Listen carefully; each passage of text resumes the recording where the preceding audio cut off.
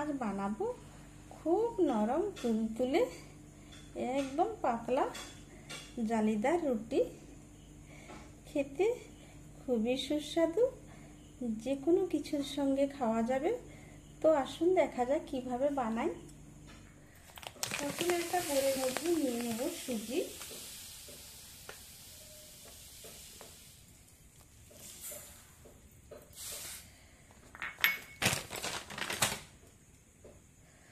যতটা সুজি নিলাম ঠিক তারই হাফ নিয়ে নেব ময়দা।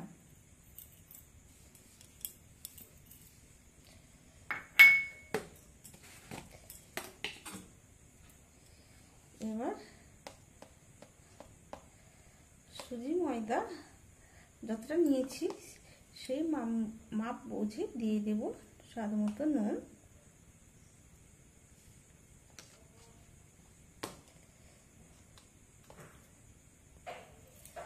এবার শুকনো উপকরণ ভালো করে মিশিয়ে নেব।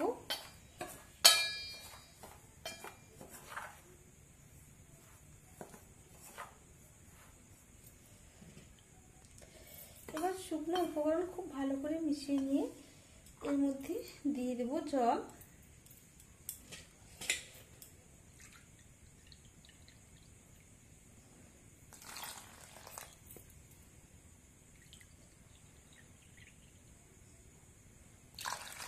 এবার দিয়ে দিলাম 2 কৌটো জল।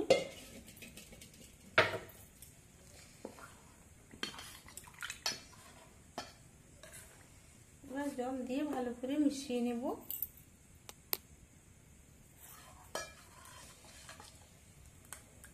এবার মেশাতে মেশাতে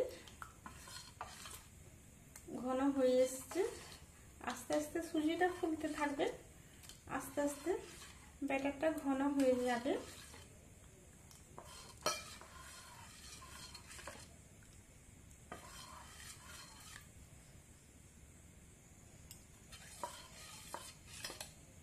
এবার একটা ব্লেন্ড জারের মধ্যে নিয়ে নেব।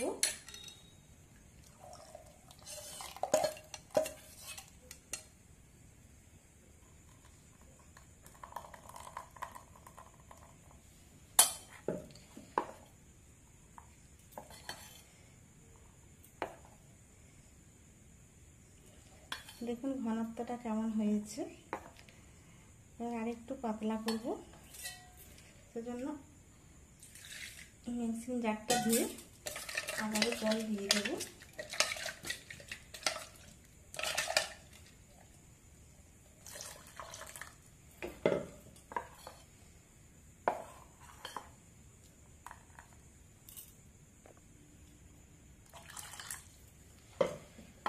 আর একটু জল দিলাম। ব্যাটার ঠিক এরকম পাতলা করলাম। এবার ওভেনে একটা প্যান বসিয়ে নিলাম। এবার প্যান বসিয়ে নিয়ে সামান্য ঘি ছড়িয়ে নিয়ে প্যানটা মুছে নেব।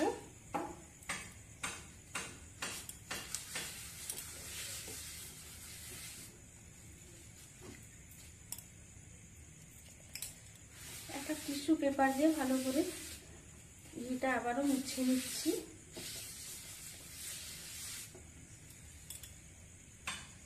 এবার প্যানের মধ্যে দিয়ে দেব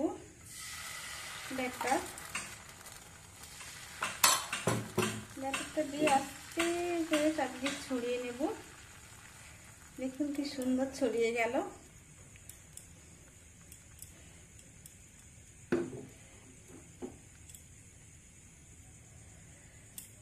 দেখুন খুব সুন্দর রুটিটা চারদিক সুন্দর ছেড়ে আসছে। হয়ে গেছে, রেডি হয়ে গেল নরম তুলতুলে রুটি।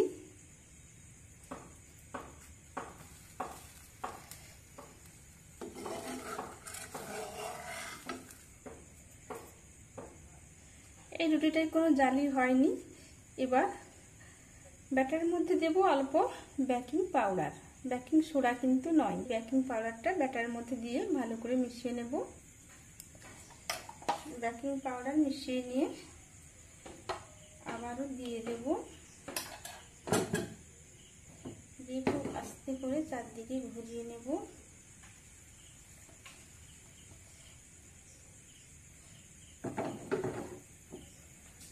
দেখুন বেকিং পাউডার দিতে কত সুন্দর রুটির মধ্যে জালি বেনে যাচ্ছে। একইভাবে সমস্ত রুটিগুলো বানিয়ে নেব। সমস্ত রুটিগুলো বানিয়ে নিলাম। তো দেখো রুটিগুলো কত পাতলা হয়েছে, একদম মুখে দিলে মিলিয়ে যাবে। দেখো রেডি হয়ে গেল। কত কম সময়ে খুব সহজে নরম তুলতুলে পাতলা জালিদার রুটি। তোমরা বেকিং পাউডার দিতে পারো, নাও দিতে পারো, কিন্তু রুটি খুব নরম তুলতুলে হবে।